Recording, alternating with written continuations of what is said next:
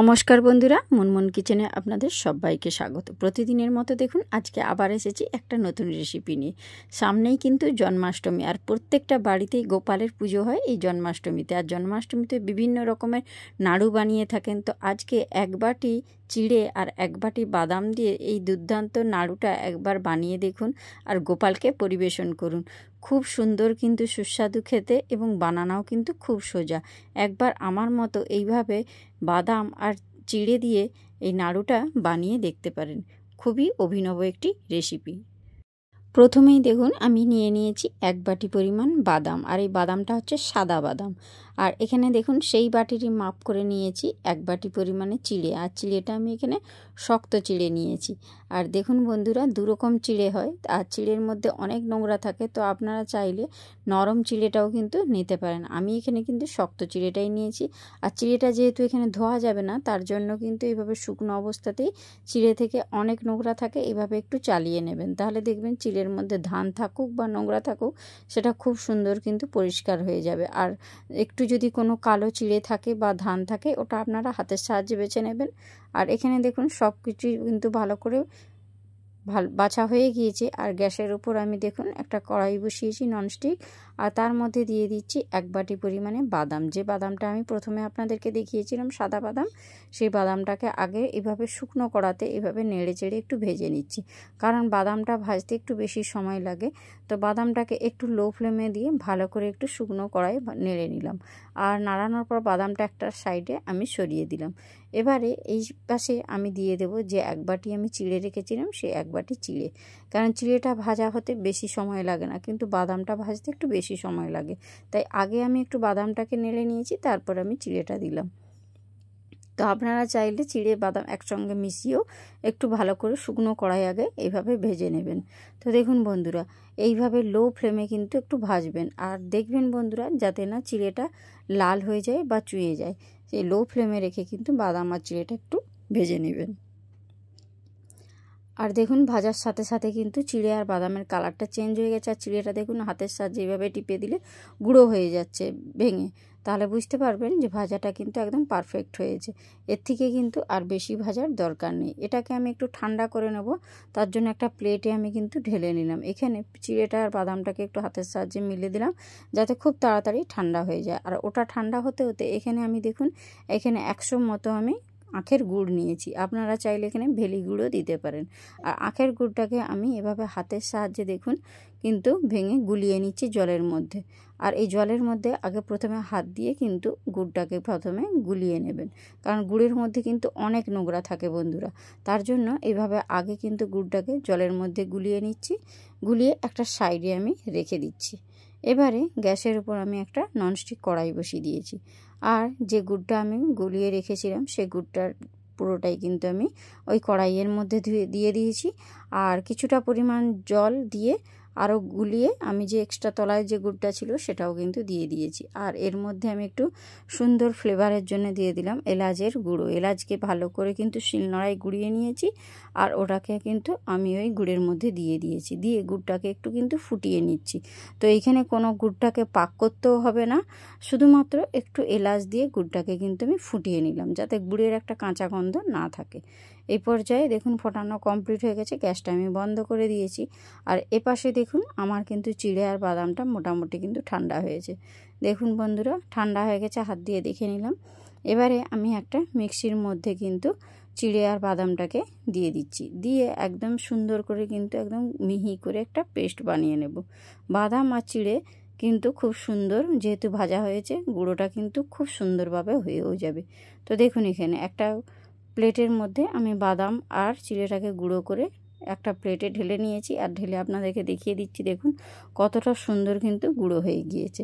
এখানে কিন্তু কোনো বাদাম গোটা নেই, সেইভাবেই কিন্তু আপনাদেরকে এটা গুঁড়ো করে নিতে হবে। এবারে দেখুন গ্যাসের উপর একটা ননস্টিক কড়াই বসিয়ে দিয়েছি, আর তার মধ্যে দিয়ে দিলাম মগজদানা। সামান্য পরিমাণ কিন্তু আমি একটু মগজদানা দিয়েছি, আর মগজদানাটাকে ভালো করে আগে শুকনো কড়াইয়ে এভাবে একটু নেড়ে নিচ্ছি। তারপর আমি এখানে দিয়ে দেব কিছুটা পরিমাণে ডাস্ট নারকেল কোড়া। তো এই ডাস্ট নারকেল কোড়াটা মুদিখানার দোকানেই কিন্তু পাওয়া যায়। তো আপনাদের কাছে যদি ডাস্ট নারকেল কোড়াটা না থাকে, আপনারা যে কোনো নারকেলকে কিন্তু কুড়িয়েও কিন্তু এখানে দিতে পারেন। আর দেখবেন বন্ধুরা, আর নারকেলটা দেওয়ার পর এভাবে একটু আগে শুকনো কড়াই এইরকম করে নেড়ে নেবেন। আমি যেভাবে নেড়ে নিচ্ছি, আমি এখানে ডাস্ট নারকেল কোড়া ইউজ করেছি, আপনারা এমনি নারকেলকেও কুড়িয়েও দিতে পারেন। আর দেখুন যে গুড়টা আমি কিন্তু গরম করে রেখেছিলাম, সেই গুড়টা এবার ছেঁকে নিলাম। গুড়ের মধ্যে অনেক নোংরা আছে, সেই নোংরাটাও ছাঁকা হয়ে গেল। আর এর মধ্যে যে এলাচের যে খোসাগুলো রয়েছিল সেগুলোও কিন্তু সুন্দর ছাঁকা হয়ে গেল। আর এবারে দেখুন গুড়টাকে দিয়ে কিন্তু এবারে একটু ফুটিয়ে নিলাম। যখন দেখি একটু ফুটে গিয়েছে, তখন কিন্তু এর মধ্যে আমি যে চিড়ে আর বাদামটাকে মিক্সিতে গুঁড়ো করে রেখেছিলাম সেটা কিন্তু এর মধ্যে দিয়ে দিলাম। দিয়ে সুন্দর কিন্তু নাড়িয়ে চাড়িয়ে আমি কিন্তু এটা রেডি করে নেব। তো দেখুন চিড়ে কিন্তু খুব তাড়াতাড়ি জল টেনে নেয়, এটা আপনারা সবাই জানেন। তো জলটা দেখুন টেনে নিয়ে চিড়েটা একেবারে শুকনো শুকনো করে কিন্তু আমাদেরকে নেড়ে চেড়ে এখানে এটাকে তৈরি করতে হবে। চিড়ের মধ্যে যাতে একটুও জল না থাকে সেটার দিকেও লক্ষ্য রাখতে হবে। আর দেখুন চিড়ে যেহেতু খুব তাড়াতাড়ি জল টেনে নেয়, তার জন্য আপনাদেরকে গ্যাসের ফ্লেমটা এখন লো রাখতে হবে। একদম লো ফ্লেমে কিন্তু আপনাদেরকে এখানে আগে ব্যাটারটা তৈরি করে নিতে হবে। দেখুন বন্ধুরা, একটা স্প্যাচুলা দিয়ে এভাবে নেড়ে চেড়ে চিড়ের মধ্যে যে এক্সট্রা জলটা ছিল একদম শুকনো করে নিয়েছি। আর এখানে দিয়ে দিচ্ছি স্বাদের জন্য দেখুন 2 চামচ মতো গাওয়া ঘি। আর দেখুন এমনিতেই অলরেডি বাদাম থেকে একটু তেল রিলিজ হয়, কারণ বাদামের মধ্যে এমনি একটু নিজস্বতা তেল রয়েছে। আর তার মধ্যে একটু ঘিটা দিলে কিন্তু ফ্লেভারটা আরও বেশি সুন্দর হয়। তো দেখুন বন্ধুরা, এইভাবে কিন্তু নাড়িয়ে চাড়িয়ে ঘিটাকে কিন্তু আমি ওই চিড়ের মধ্যে সম্পূর্ণ মিশিয়ে নিলাম।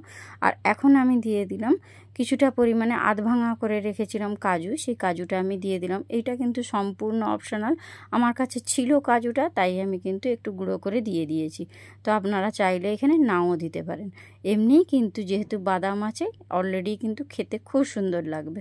তো দেখুন কাজুটাকে দিয়ে আবারও ভালো করে নাড়িয়ে চাড়িয়ে মিশিয়ে নিলাম। এখন দেখুন ঘিটা কিন্তু রিলিজ হতে শুরু করে দিয়েছে, কারণ বাদামের একটা নিজস্ব তেল রয়েছে, তার উপর আমি একটু ঘি দিয়েছি, অলরেডি কিন্তু ঘি রিলিজ হতে শুরু করে দিয়েছে।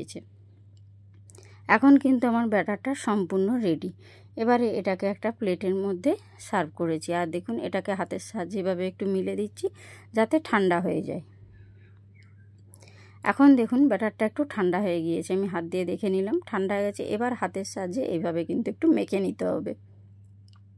প্রথমে হাতের সাহায্যে এটাকে ভালো করে একটু এইভাবে মেখে নেবেন বন্ধুরা, তাহলে কিন্তু এই নাড়ুগুলো খুব সুন্দর হবে। এইভাবে হাতের সাহায্যে দেখুন আমি সুন্দর করে মেখে নিয়েছি। মাখানোর কাজটা যখন আমার কমপ্লিট হয়ে গিয়েছে, তখন আমি দেখুন হাতের মধ্যে একটু ঘি নিয়েছি, আর ঘিটা দুটো হাতে কিন্তু এইভাবে মেখে নিলাম।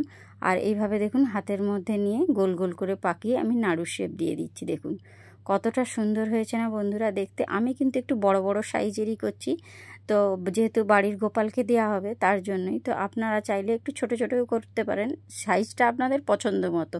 তো আমি এখানে বড় বড় করছি, দেখুন বড় বড় করে গোল গোল করে আমি নাড়ুগুলো পাকিয়ে নিচ্ছি। দেখুন কতটা সুন্দর হয়েছে না দেখতে, একদম অসাধারণ খেতে। কিন্তু গোপালকে তো আপনারা অনেক রকম নাড়ু বানিয়ে দেন, নারকেলের নাড়ু, চিড়ের নাড়ু, ছোলার নাড়ু।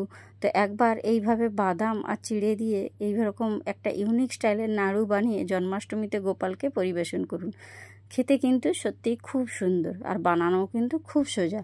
একবার হলো আমার মতো এরকম নাড়ু বানিয়ে আপনারা বাড়িতে গোপালের পুজোতে পরিবেশন করতে পারেন গোপালকে। তো দেখুন বন্ধুরা, আমি একটা প্লেটের মধ্যে সাজিয়ে দিচ্ছি। দেখতে কতটা সুন্দর হয়েছে না বন্ধুরা, একদম ইউনিক স্টাইলের একটা রেসিপি। তো কার কার আমার এই রেসিপিটা ভালো লাগলো অবশ্যই লাইক কমেন্ট করবেন। তো দেখুন বন্ধুরা, একটু ডেকোরেশনের জন্য ওপর থেকে আমি একটু কিশমিশ দিয়ে দিচ্ছি। তো আপনারা এখানে চাইলে চেরিকেও কেটে কিন্তু ছোট ছোট করে ওপরে দিতে পারেন, দেখতে ভালো লাগার জন্য। আর কিছু নয় বন্ধুরা, দেখুন সব কটার ওপরে কিন্তু আমার এভাবে কিশমিশ দিয়ে সাজানো হয়ে গিয়েছে। কতটা সুন্দর লাগছে দেখতে, কতটা লোভনীয় হয়েছে দেখুন বন্ধুরা। এইভাবে আপনারা জন্মাষ্টমীতে বাড়ির গোপালকে এরকম নাড়ু বানিয়ে পরিবেশন করুন। তো কার কার আমার এই রেসিপিটা ভালো লাগলো অবশ্যই লাইক কমেন্ট করবেন।